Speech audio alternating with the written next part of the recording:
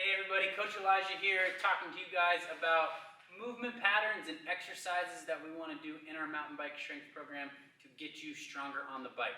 So in a second here, we're going to take a look at a few things that we like to do, but overall what we're trying to do on the bike is we want to add power to our pedaling, so our ability to create force through our pedaling motion. We want to increase our push-pull strength so that we can maneuver that bike, especially as we work through dynamic sections on the trail. We want to build a really strong core, both a core that can hold statically and resist movement, as well as create rotational power. And we want to increase our anaerobic capacity for the downhill portion of our ride. So here are a few things that we like to do that are going to help you get stronger with all of these movements. Okay, adding power to our pedaling. One of our favorite movements to do this is the front squat. We love the front squat for multiple reasons. A couple being that when the bar is loaded in the front rack position, it's going to require a lot more core to stabilize. It's going to require that you keep nice and upright, and it's also going to be a little more quad dominant. So we've got that load in the frontal plane of our body. It's going to rely pushing from our quads, which translates great to getting on the bike and pedaling. So we're going to work from the floor today. Coach Amy is going to power clean this bar up into the front rack position. And the first thing we are looking at is making sure we have a good front rack. So we want to have a good shelf for that bar to rest on so that she can support a lot of load. So we can see that it's deep across the shoulders, elbows are up. It should be resting here and not in the wrists. So if you have mobility issues, there are other things that we can show you to help alleviate that.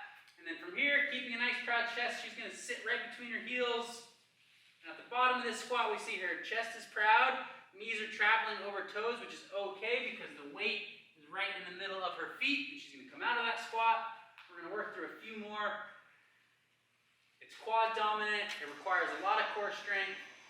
You will definitely be doing the front squat at our 8-week camp. So that's movement number 1. Okay, movement number 2, pulling movement really like.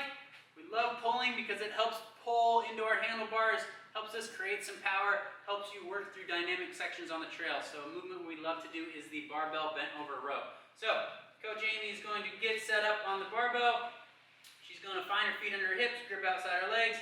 We like to teach to deadlift all the way up to start, and then we can work top down. So from here, she's going to lock her shoulders and lats back and down. She's going to cue a tight core. She's going to set a little bit of knee bend, and then she's going to hinge at the hip.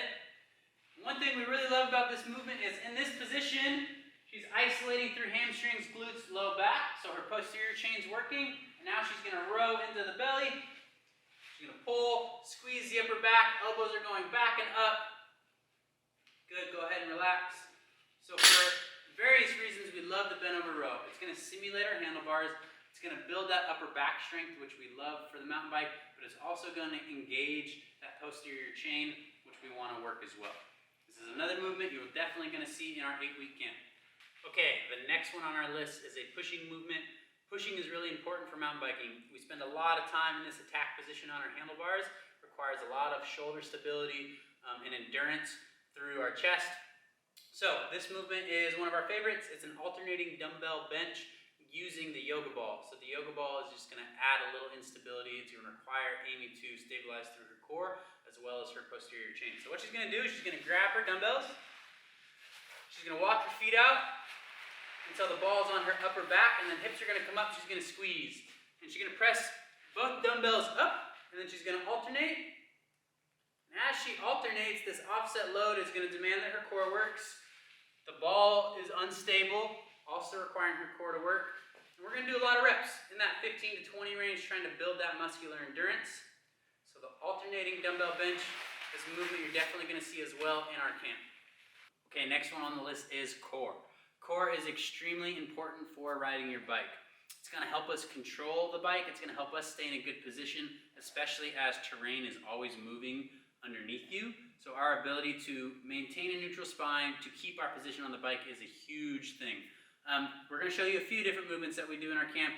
The first one being a banded rotational twist with straight arms. This is a rotational core movement that we like to do in class. So we're going to set up a light band. Coach Amy's going to walk out a little bit. She's going to set her feet about shoulder width. She's going to bend the knees slightly, and everything hip down is locked into place. And then torso up, she's going to brace and twist. She's going to gonna bring that band out in front of her and return, and she's controlling that band out and back the entire time. So that's core movement number 1. Okay, core movement number 2, our hanging knee raise. We love this one for a couple of reasons. For one, holding onto the pull-up bar is gonna work on that grip strength. It's gonna work on the lats, which play a huge role in control on the bike, as well as this flexion extension core movement that we're gonna get through. So, Coach Amy's going to hop up onto the bar, and we wanna make sure we're not in this dead hang position where our shoulders are just getting pulled to our ears. She's gonna pull the lats down into this active position, and from here she's going to bring her knees up. She's going to extend all the way back down. She's going to bring them up, extend all the way back down. We'll work through 10 to 15 reps. We might add some load with a med ball in between our knees. This is an awesome one for mountain biking. We're going to show you one more core movement that we like to do. Okay, last core movement that we love, the side plank. The side plank is great. It's going to create shoulder stability as we're being on our forearm, holding ourselves up. It's going to work our obliques, right? These muscles on the side of our core that are going to aid in rotation and anti-rotation. And it's a good static hold. So holding is really where we want to spend a lot of our emphasis when we're building core strength, because that holding is what is going to be necessary when the terrain underneath your bike is moving around and you need to maintain a good position. We've got a kettlebell out. We can add some load to make the side plank harder, so that's what we're going to show you today. So Coach Amy's going to get in her side plank position. We're going to see that her elbow is stacked right underneath her shoulder, and her hips are in line with her ankles and her shoulders. So there's one straight line working through her body. And then from here, she's going to grab with her left hand and keep this kettlebell nice and close. She's going to drive that elbow up to the ceiling. And this load is just increasing the intensity of this exercise. Might hold for about 20 to 30 seconds and then go on to the next side. So the side plank is an awesome one. You're definitely going to see that in our strength camp as well.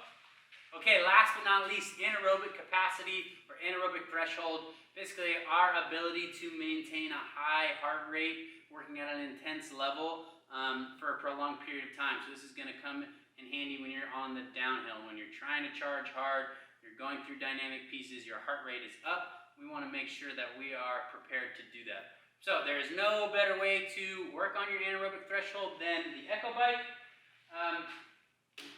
We hate these things, but we love them. They're really challenging. They're going to get your heart rate jacked. We love that there's push, pull, and pedaling all involved. It's basically an all-body workout that is awesome for what we're trying to accomplish. So we might put these in a workout where we're doing bike sprints paired with other weightlifting movements, or we might just do straight intervals on the bike to increase that. So what that might look like, Coach Amy's got hands and feet ready to go. This might be a 10-second all-out sprint.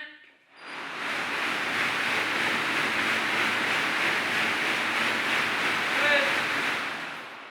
We might give you 30 seconds of rest and then hit that again. You're definitely going to be seeing a lot of these bikes in class. We hope to have you guys. Okay, that is it for movement patterns that we like to train for mountain biking. We just gave you guys some examples of some movements and some exercises that we will be doing in our 8-week mountain bike strength camp. If you guys would like to sign up for that, you can go to evergreenstrength.com, click on the Get Started page, reach out to us, and we'll get you set up. Stay tuned. Next week we'll be coming out with some videos pertaining to fitness tests that we are going to be running at our camp. This is going to include strength tests as well as capacity tests and how we are going to do our pre and post testing. So stick around, we'll catch you guys next time.